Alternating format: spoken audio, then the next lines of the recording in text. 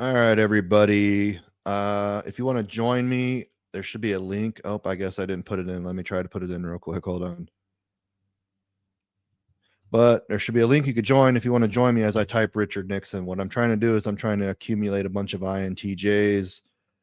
And I'm going to kind of take their personality and pull up their natal charts and go from there and kind of try to tie in type and typology. I don't know if that went through, but maybe I guess I'll do this one on my own until I kind of get a system going on. It's kind of a spur of the moment thing, so I'm just going to go ahead and do this real quick. It's kind of a boring guess too. The reason I chose Richard Nixon is because well, let's get into it then. We'll talk about it later. Republican National Chairman, UN Ambassador, and so on. Do you have that kind of relationship with him? No, I'm a bit more formal than that. I never forget the last time I saw Eisenhower. He knew that it was near the end. And before I left the room, I said, Mr. President, before I go back to the Capitol or to the White House, I just want to say that the country will always be in your debt for what you have done in war and in peace. And he said, you are very generous to say that. And he said, I have only one regret at this time. He said, after you are inaugurated, I can no longer call you. Okay, right there's SC. He's recalling past memories from his other people's perspective rather than saying like this happened from my perspective. He said this, he said that, he said this, he said that. Let's look a little further though. Dick. Now, in fact, George Bush insists that I call him George. Ronald Reagan insists that I call him Ron. But on the other hand, I think of George Bush not as a younger brother and not as a protege, but he's president. That's the way I feel about it. And I think he appreciates that. FI, need more evidence, of course. That's the way I feel about it. In terms of ideology and even policy, can't it be said that the Bush administration is a kind of a continuation or an extension of the Nixon administration? After all, Brent Scowcroft, who was a protege of Henry Kissinger, and Lawrence Eagleburger, another protege, are both in there in high-ranking positions.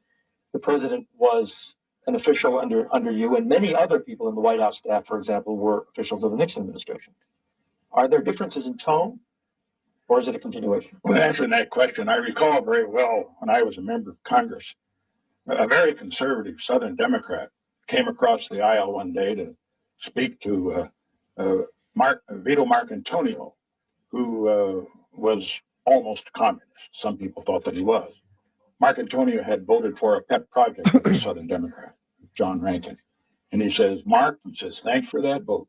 He says, I'll come into your district and campaign for you or against you, whichever helped you the most. Now, let me say that with regard to George Bush, as to whether it's a continuation of the Nixon administration, if I were to suggest that it were, that would probably hurt him. So therefore, let's just say this is the Bush administration, and I'm glad that generally, I'm able to support its major foreign policy initiatives. That sounded pretty NI. If I say this, then this will happen. So therefore, I'm not going to say it. I'm going to skirt around and say something else. So that sounded like NI. I had another interview. I can't remember what it was. A long time ago, I was listening, and he was just NI left and right. How does Dan Quayle stack up to your standard as a vice presidential emissary? I think Dan Quayle has done extremely well considering what he was up against. I've often said it's very difficult to be vice president with a very popular president. I had a little of that myself, and George Bush had it with Reagan. Now Dan Quayle has it with Bush. I was talking to a friend, liberal Republican, a few days ago, and who had heard Quayle speak for the first time. And I said, what did you think of him? He said, I must say I was surprised. From what I had read in the media, I thought the guy was a moron. Well, now that, of course, helps Quayle. The expectations are so low that all he has to do is to go out and show that he's able to handle himself. I think he's handled himself very well in his foreign trips. And I think another point that Quayle deserves high marks on is his staff. He isn't afraid to have people that are as smart as he is or even smarter than he is around him. I would say, too, therefore, that as far as Quayle is concerned, you should not count him out. He has a way to go because he started from a very low level. But don't count him out. Well, how do you think Bush will come out in the ranking of post-war president? But based on his present popularity, he should rank very high. But his great challenges lie ahead. 89 was an easy year. Thank you, Kevin. Sorry, I'm trying to jump around in order to avoid copyright claims, but I was going to say something. I lost my train of thought. Oh, yeah, he's very responding. He's not really interrupting the interviewer too much. When the interviewer asks questions, he just says what he has to say, finishes, and the interview goes on to the next question. This could possibly, like a lot of presidents and stuff, they get a lot of training where they don't want to interrupt people and they make themselves look good. But right now, he definitely looks responding. He might be an ENTJ, but he's not really initiating new points or interrupting himself or interrupting others. Just kind of staying on task. I'm going to skip ahead a little bit, see what else we got. Podcast, the decision which it is theirs to make. Let them decide whether my position on the ticket will help or hurt. And I'm going to ask you to help them decide. Wire and write the Republican National Committee whether you think I should stay on or whether I should get off. And whatever their decision is, I will abide by it. It was to be one of the most important speeches of his political career. The program. Only Americans. Let's go back and try to listen to this speech. You're on Pennsylvania Avenue and on college campuses throughout the This country. is like some ad. What the hell is this? Go back to the interview. There we go. Would Cuomo have a chance of winning? And what would he have to do to have a chance to win? I think George Bush will be reelected in 1992, but Cuomo would have a chance only if there is some economic slowdown between now and 1992. Given the present situation of peace and prosperity, with world affairs going as they are, Bush will win in 1992, although it will be closer than 1988. Cuomo is the only one that could make it a close race. Who else do you think will run for the Democratic nomination? I think that's more NI right there. Bush is going to win the 1992 election, which his prediction was wrong, but he was trying to make predictions. I was too young to remember what exactly went on in that election. Maybe the opposition that he had with the other guy kind of threw it off, but Clinton did end up beating him for that election. Well, there's always plenty of people that are ready to line up to run, but I don't see anything. I think Gebhardt, I'm rather puzzled by him because you see him on television. He's a very good-looking man. His wife is really extremely attractive. But I think he's hurt himself by demagoguing the Japanese issue. It doesn't sound as if he really means it because he goes so far in doing so. And I think that he is losing some of his basically Democratic constituency as a result. Isn't it possible that Gebhardt is trying to do with the Japanese what Richard Nixon did with the Russians back in the 50s? That is, to make a reputation by picking out what he believes to be a clear and present enemy and firing at him. Franklin D. Roosevelt once told John Conway, "You must always have an enemy, John," rather than this idea of consensus and so forth and so on. And this, of course, relates to that point. I think that's a non-starter. First, I think it's wrong. Strategically, it's not in the interest of the United States, but it's a non-starter for another reason. Let's look at Japan for just a moment. It's going to be a major competitor of ours for the balance of this century and into the next century. But as far as Japan is concerned,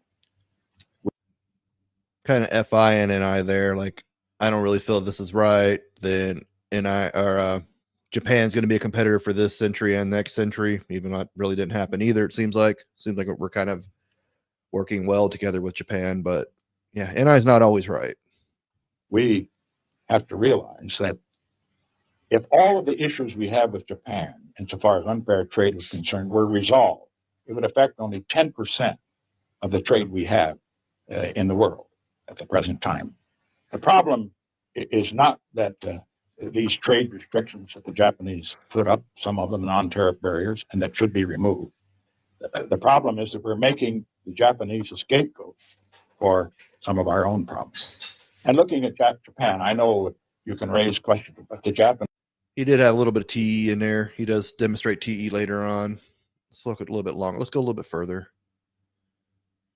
TV error. Negative campaigning. That should be interesting. Let's look at that. Us political device, companies start to see interviews. That's It was close. People come out when it's close. And the candidates were young, and people will come out for a good fight. I think if you get top flight candidates, if it's highly competitive, that we can get the percentage of vote up. But I must say it hasn't been hopeful in recent years. Does negative campaigning have anything to do with that? Do you think that negative campaigning is a bad thing? I was trying to avoid answering that question, but I would say that as far as the negative campaigning is concerned, I do think it turns off a lot of people. Now, by negative campaigning, I'm not referring to campaigning hard on the issues. Harry Truman, he gave the Republican 80th Congress hell, in addition to giving a music critic hell who criticized his daughter singing. But he won giving him hell. But he was talking about issues, not personalities. Speaking of hardball politics, let me ask you about 1960. He continues to stay on point, so more responding, not really kind of ruling out extroversion here. You had been a senator and a congressman along with John Kennedy, and he had the reputation up until the 1960 race of being something of a playboy and not a terribly serious senator. Did you ever underestimate him? I didn't underestimate him because I served with him. We came to the Congress together. We agreed on foreign policy throughout our careers in the Congress after I became vice president. We disagreed on some domestic policies due to the fact that he came from a liberal Democratic district. I came from a conservative Republican district. But I always felt that Kennedy was their strongest candidate. And when people said, well, he can't win because he's a Catholic, I said, forget it. That'll help him. And it did. Because, interestingly enough, kind of more TEFI comparing him to Kennedy, and we came from this camp, we came from that camp. I saw that Catholicism, him being Catholic, was going to help him rather than hurt him. So a little more NI, I think. And he said it did come true, which I guess that did. I don't know if that necessarily helped Kennedy, but he was definitely an outlier at the time for that reason. Let's look at a different interview real quick.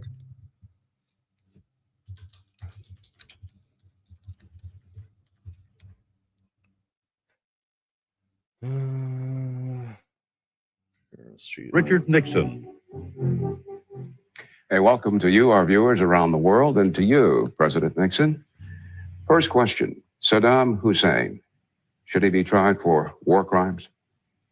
Yes, he should be tried for war crimes if it's possible to get him to trial. I think what we have to realize here is that this man is an evil man. He's an international criminal. He's been compared with Hitler, but let's just understand that he, like Hitler, has killed a lot of people outside his country, but he's also killed a lot of people inside his country and is continuing to do so. Under the circumstances, any way to get him out of Iraq and then to get him tried for those crimes, I think should be pulled off if it possibly could be done. When you say anyway, are you also alluding to what you told Mike Wallace in 60 Minutes last night, that if the CIA could conduct a hit, it should do it? What I was referring to in my talk with Mike Wallace was the fact that several years ago, as you will recall, in about 1974, there was an investigation of the CIA, and it was revealed that there had been some claims that the CIA had planned to assassinate Castro. They didn't pull it off, and there's no evidence that the CIA ever did pull off an assassination. What I was referring to was very simply this, that if it were possible to remove this man from power, Another thing I forgot to add is he's very direct. He's straight to the point, doesn't beat around the bush, just says what he has to say. By some method like that, I would be for it. And when people say, but my goodness, isn't assassination the wrong thing to do? Let me say the world would have been a lot better off if somebody had assassinated Hitler before he killed all the people he killed. So if Saddam Hussein could become... Kind of seemed like low FI right there. Senator saying, well, they look at me like I'm a bad guy because they say assassination's right, but what if we assassinated Hitler before he did what he did? Speaking of which, if you want to watch something about Hitler, myself and another guy named Ben did Hitler's birth chart reading, so go ahead and watch that. Become the target of a hit, you would not lose any sleep. I would lose a bit, and I noticed that Jim Baker has indicated as much, and President Bush as well, that they're not going to have any regrets when he leaves the scene. Now, I don't know that they're referring to leaving the scene physically. The main thing is to get him out of Iraq. He's going to continue to be a menace to his own people, which is a terrible thing, but also to people outside, because within 4 or 5 years, with his oil and his other capabilities, he will again threaten his neighbors, in my opinion. So there's some NI right there saying that if we're referring to Saddam Hussein right there, if he's continued to do what he's going to do, he's going to keep terrorizing his own people and he's going to keep doing what he's doing. Let's skip ahead a little bit. Or he indicated that he would love to see the Iraqi people solve the problem of Saddam Hussein. And then after the war, up to the very second while we speak here on CNN, there's the sight of the Kurds trying to flee the hammer of Saddam Hussein. Did you wince when you began to see what was happening to the rebels, not just the Shiites, but certainly the Kurds, because we're thinking about them now, so many are dying? Did you feel that George went too far in encouraging people in your own mind, and then this aftermath? Well, as far as President Bush was concerned, I don't think that he in his own mind went too far. Who went too far? I think what he felt was that the people of Iraq, the leadership, particularly the military leadership, would see that this man was one that they should really retire from the position of leadership. On the other hand, it's understandable that the Kurds and, frankly, the Shiites as well might take a signal, that kind of a statement from the president, and say, well, that gives us a green light. If we rebel, maybe we'll have support. President Bush did not intend that, I'm sure of that. And it is certainly must sadden him, as he's indicated, that we have had these terrible massacres as a result of the rebellion, which Saddam Hussein has been putting down with such terrible ferocity. I didn't really get a lot typological wise out of that. If you did, go ahead and put it in the comments. One thing I just wanted to point out, I don't know exactly when this interview was. Oh, 1991, it says up here. Just how calm they are, and they're not trying to push their own rhetoric down the throat like CNN's real left wing, and they're not really trying to shove that down here and try to like make Clinton or fucking Nixon kind of spew the poison that they want him to spew. He's just kind of talking and they're having a conversation. So definitely different dynamic back then than things are now. But many Kurds feel they've been stabbed in the back. They do. Just as I remember so well the Hungarians. I was in Budapest, or just outside of Budapest, I should say, on the Austrian border in 1956. And there, President Eisenhower had not made a statement with regard to liberating the Hungarians from Soviet control.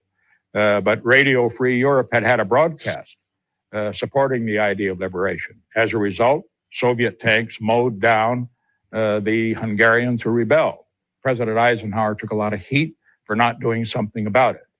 It was a very tough decision for him. He wanted to do something about it. I think it was a very tough decision for George Bush. He wanted to do something about it. But what were his choices? To start the war over again? To have thousands of American lives risked and lost in order to save the Kurds, who, as you know, are people without a country, not only in Iraq, but in Turkey, Iran, and other places in the world. It's one of the great tragedies of history. But I must say, I sympathize with the Kurds. But I think instead of blaming George Bush, let's blame the real criminal, and the real criminal is Saddam Hussein. Was it a mistake? I think that might be more political. Oh, let's just blame Saddam Hussein instead of our own people. Let's go ahead, see if they talk about something else. Either. That's precisely why I brought up the question. We're going to have to pause, but I want to come back to North Korea before we move on to Boris Yeltsin. Back with former President Nixon in just a moment.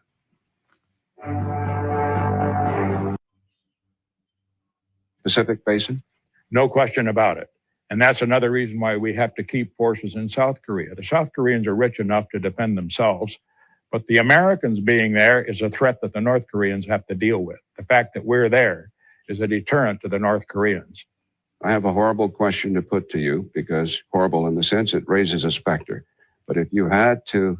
I'm not getting much from this interview. It's just like, I'm supposed to say this, I'm going to say it this way. A lot of presidents and stuff have a lot of training to that.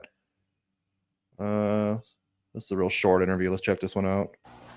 Former President Richard Nixon has written 7 books since he resigned the presidency in 1990. You talk about Watergate. You take responsibility. Well, as a matter of fact, there was no question about that, because, as you know, when I resigned, Later, President Ford issued a pardon. When I accepted the pardon, in that I made it very clear that I regretted what had happened. It was in effect an apology for what had happened. So if you go back and read what I said then, which is in the book, you will find that there's no question about that. I'm struck as I read through chapter by chapter by chapter by a person who seems to me to have a need to be heard, a need to be respected. Do I understand you clearly as those words came through those pages to me like that? Just one little tangent here in his birth chart. I was looking at it. I guess I should have brought it up so we could have went back and forth, but he has a huge Capricorn stellium. His sun's there, and it's kind of like blending in from Sagittarius to Capricorn in the 4th house, oddly enough. So it's like Jupiter, Mercury, and Mars. I think that's just like right on top of each other, the 3 planets that are in this tight conjunction. Well, I wouldn't describe it that way. My motivation throughout my public life is to be able to affect the course of events, to make a difference. As far as a need to be heard, it isn't personal. My purpose is what I say, I want to affect the course of events in a way that will serve the great goals to which my political life has been dedicated. Do you still feel you can do that in some way? It is very difficult. You know, people say, well, a former president should always have an audience. And a former president can have an audience. He can write books. Maybe even a bestseller like this will sell 100,000 copies. And of the 100,000 who... Kind of a little TE brag there. Oh, maybe I'll be a bestseller in 100,000 copies here. And if you guys got any comments, just put them in the comments too, and I could share them and we could discuss it if you're catching something that I'm not catching. Looks like I lost my audience just now, so okay. Buy it, maybe half of them will read it. And you can make speeches, you can write articles and all that sort of thing. But on the other hand, when you do speak out on a controversial issue, there are times when you can affect the course of events. And then, of course, I have had the opportunity to talk to those who have... Let me probably go back too far. I want to hear that again. And you can make speeches, you can write articles and all that sort of thing. But on the other hand, when you do speak out on a controversial issue, there are times when you can affect the course of events. That's pretty NI right there. When you do this, this will happen. A equals B. And then, of course, I have had the opportunity to talk to those who have succeeded me in office. And on occasion, I perhaps have been able to give advice that's been worthwhile. I felt like I was reading a primer. I thought, if I were one day to run for public office, this would be Richard Nixon's advice to me on everything from running a congressional campaign to running a campaign for president. I mean, it is purely personal and very first person. Don't do this, do this. It really comes across that way. Well, what happens is that when somebody has been president of the United States and has been a senator and has been a congressman and has spent 43 years in public life, he owes something to the country. And I felt that it was important for me to pass on to the next generation the experiences that I've had. Really, and I thinking real far in the future. I'm thinking next generation. This is what I owe people. This is what my legacy is going to be. This is what I'm going to do. I'm writing these books to give my knowledge to the next generation. I don't advise people to do what I did and end up the way that I did. I do think, though, that those who read this book will learn a great deal about how to succeed, how to win, also how to lose, and how to come back. How to come back is the major theme of this book. I also got the sense as I read that you're still keeping score and that you have always kept score. The ultimate hardball politician has never destroyed the pencil and the scorecard of your political life. Well, keeping score, as you know, I'm somewhat of a sports fan, as you are. You were much more successful than I because you had a scholarship, a sports scholarship, a football scholarship at Central College. I didn't even make the team. I never made a letter, but I never regretted going out. Let me come right to the point. I believe that life is competitive, political life, the life that you're in at the present time, and that it's necessary to look at the score on occasion and to see if you can't do better the next time out. Do you know what? I had something in my mind and it just flew out. He's very direct and very on point, so he's definitely responding direct. I'm a little rusty on my typology. response you trigger in people? What else there is? Keeping score, China. Power. That's an interesting topic. Have a very great interest in their human rights, and we therefore must continue to play a role. Well, one of the things you say in the book is a nation can advance a cause only through its exercise of power. And I think the people of the United States sensed we need to exercise some power here in order to send a message to the Chinese government. By exercising power, I think you're probably referring to the fact that President Bush approved most favored nation treatment for the Chinese. Let me say why he did that. He did that because economic progress, as we learned in Korea, as we learned in Taiwan, and as we learned in China under Deng Xiaoping before June 4, leads to pressure for political progress. I think the decision was right. That sounded pretty TE right there. Like, this people did this, these people did that, we learned this. Exercising power in a way that most people disagree with. But had we taken the other line and in effect isolated China economically, those who would suffer the most would be the Chinese people. There'd be no way that they would get the human rights that they really want. Let's talk about the Cold War for a couple of minutes. The summit is still fresh on a lot of people's minds. It is interesting to watch the Bush administration over the last several months, how they said, well, we're not sure if we can deal with Gorbachev because we don't know whether he's going to be around or not.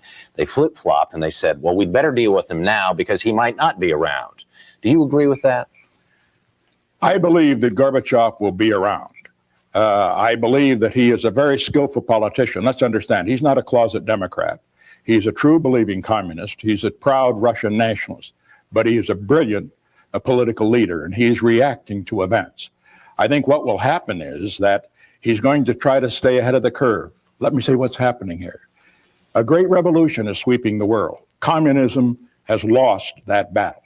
And as far as Gorbachev is concerned, if he doesn't lead that revolution, and he's got to go much further than he has in his reforms, he will be swept away with it.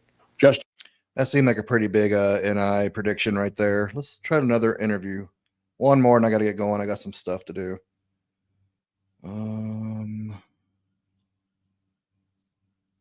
That's a documentary. Sorry if you hear my son's TV in the background too. I was watching this one yesterday. Any losses that might occur.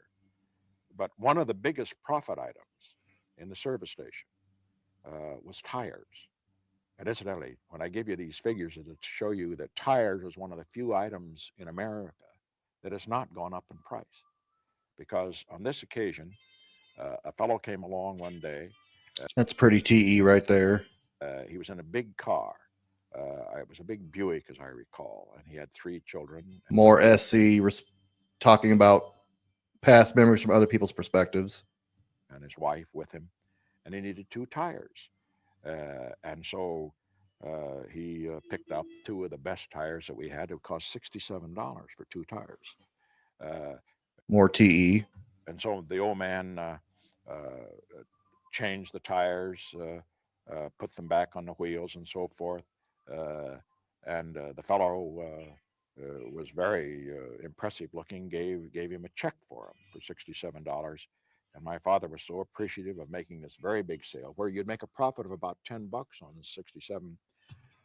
That's Essie, of course. We're still responding back from other people's memories. And FI, like, oh, my father felt so appreciative. Like, he could have said, oh, I felt so happy for my father. He was doing such good business, but he was kind of looking at somebody else's other emotion and putting themselves in their shoes rather than saying, like, oh, I felt this emotion because of this.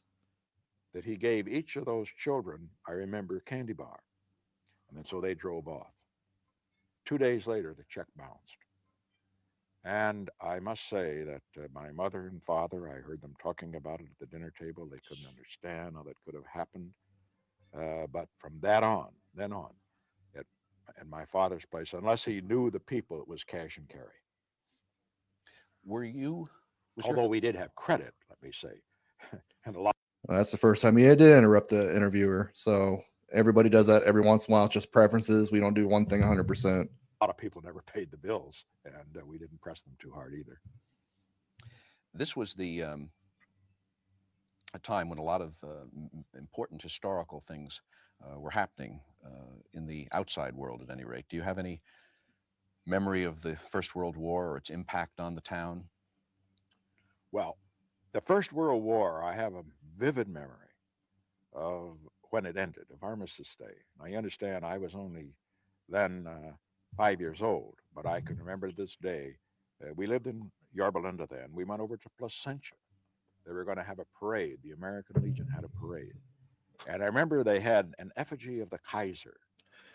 See, it started off like I had this vivid memory. I was only 5 when World War I ended on Armistice Day. Then he automatically went to like, we did this, we did that, we did that. SC users like to get experiences and share it with other people. SI usually recall it from their own memory. Hanging on one of the floats, and I thought it was the real Kaiser, that they had him hanging there. Do you remember getting the first radio? Oh, very well. As a matter of fact, it was called a Gilfillan. I don't know that they even make it anymore. It's a great big thing. It's like, as a matter of fact, when I went to Russia and to China, I saw these huge radios, which of course, before you get miniaturization is the way it was. And it reminded me of that old Gilfillan radio. And the reason my parents got it, however, was not for the music, but they got it for the religious programs.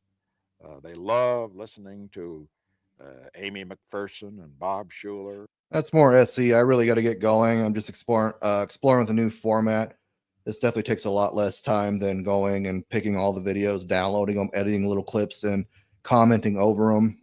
And if you do have what type you think Richard Nixon is, leave it in the comments. If you did join sporadically, I appreciate it. Thank you for watching this. I appreciate it. Have a good day.